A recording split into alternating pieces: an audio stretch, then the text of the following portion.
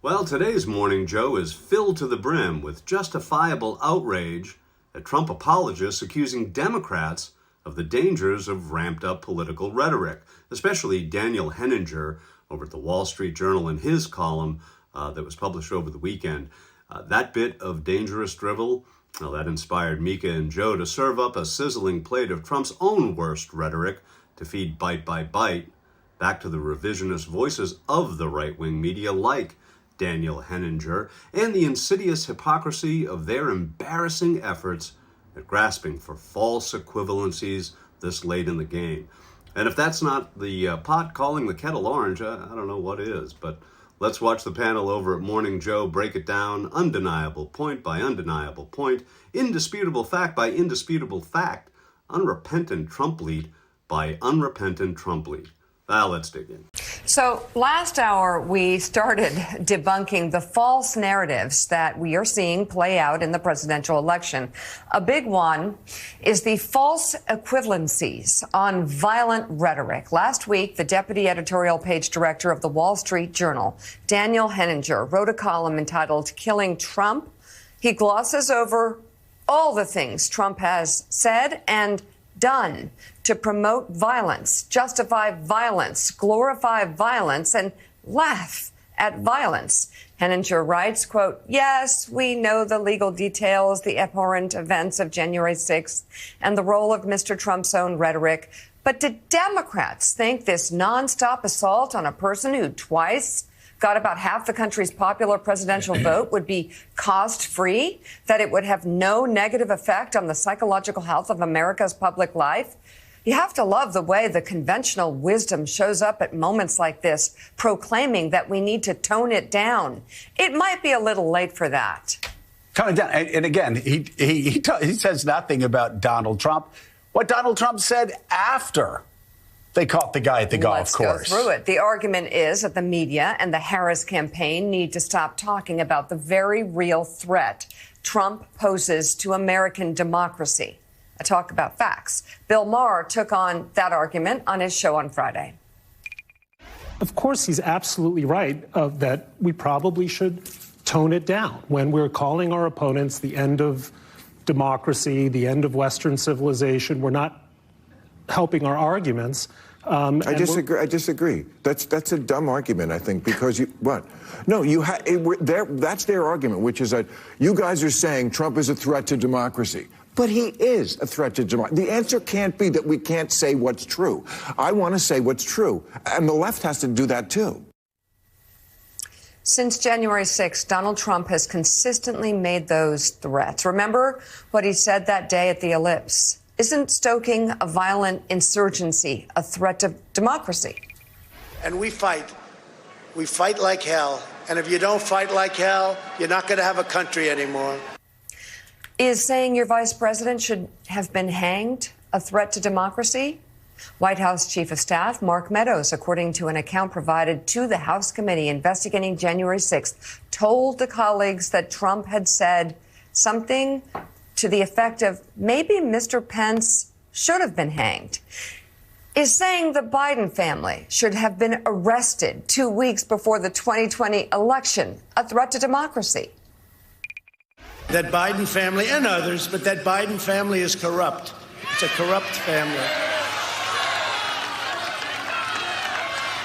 And with me and my kids, let me tell you, my kids, I'll tell you something, though, and it's very, lock them up. You should lock them up. Lock up the Bidens. Lock up Hillary. Lock them up. By the way, he pressured his own attorney general 2 weeks before the election, Bill Barr, to throw Joe Biden in jail. His political opponent pressured him 2 weeks before the election to throw his political opponent in jail, like they do in Belarus, like they do in Russia. Is calling the January 6 rioters patriots, hostages, promising to pardon them on day one, a threat to democracy? The moment we win, we will rapidly review the cases of every political prisoner unjustly victimized by the Harris regime, and I will sign their pardons on day one. Is threatening to execute the Joint Chiefs of Staff a threat to democracy? Because that's what Trump suggested in a social media post when ranting about retired General Mark Milley. Is mocking the brutal beating of a political rival's spouse a threat to democracy? Kamala Harris and the radical liberals force anarchy on the American people while they live in safety, in many cases behind walls. You know that? Nancy Pelosi has a big wall wrapped around her house. Of course, it didn't help too much with the problem she had, did it? Is promising to be a dictator for a day a threat to democracy? Under no circumstances, you are promising America tonight, you would never abuse power as retribution against anybody. Except for day one. Except Look, what? he's going crazy. Except for day one. Meaning? I want to close the border, and I want to drill. He says, you're not going to be a dictator, are you? I said, no, other than day one. We're closing the border, and we're drilling. After that, I'm not a dictator. He's repeatedly said he's going to be a dictator on day one. Is telling supporters if he wins the election, they will never have to vote again a threat to democracy? You won't have to do it anymore. 4 more years, you know what? It'll be fixed. It'll be fine. You won't have to vote anymore, my beautiful Christians. I love you, Christians. I'm a Christian. I love you. Get out. You got to get out and vote. In 4 years, you don't have to vote again. We'll have it fixed so good you're not going to have to vote. Is vowing to terminate the Constitution a threat to democracy? Trump did that in another social media post while rambling and lying about the 2020 election. Is refusing to admit he lost the last election and sowing doubt in the result of this election a threat to democracy? Trump has done that for years and still refuses to accept he lost in 2020 in what top government and industry officials have called the most secure election in American history. Make no mistake, this election was stolen from you, from me, and from the country. There was never a second of any day that I didn't believe that that election was rigged. It was a rigged election. It was a rigged election, and it was a stolen, disgusting election. And this country should be ashamed. We got to stop the cheating. If we stop that cheating, if we don't let them cheat, I don't even have to campaign anymore. We're going to win by so much. In the meantime, too big to rig. Too big to rig. So what do you call that? I'm wondering what you call that. And for those people that said, oh, nothing happened in his first term. Yeah, January 6th happened in his first term. The attempt to overthrow American democracy, to throw out a presidential election because he didn't like the outcome, happened. All those things Mika said happened in the first term.